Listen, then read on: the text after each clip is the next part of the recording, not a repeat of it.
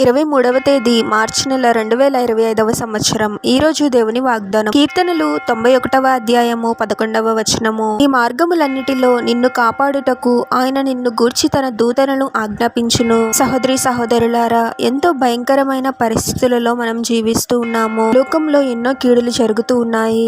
ఇంటి నుండి క్షేమంగా బయలుదేరిన వ్యక్తి మరలా ఇంటికి క్షేమంగా వస్తాడు అని చెప్పలేని పరిస్థితులు ఉన్నాయి.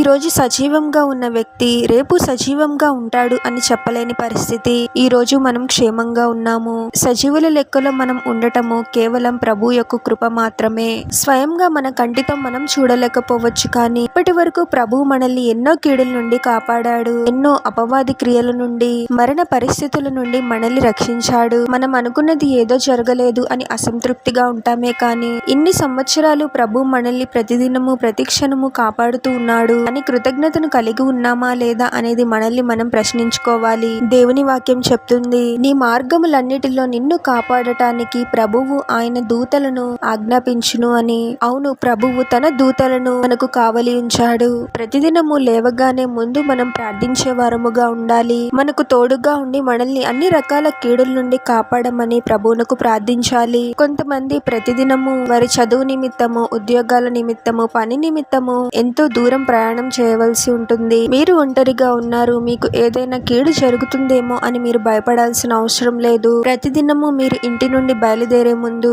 ప్రభువునకు ప్రార్థించండి. ప్రభువే తన దూతలను మీకు కావలి ఉంచి అన్ని కీడుల నుండి మిమ్మల్ని కాపాడి మీరు వెళ్ళవలసిన స్థలాలకు ప్రభువు మరలా మిమ్మల్ని క్షేమంగా చేర్చుతాడు. ప్రార్థన.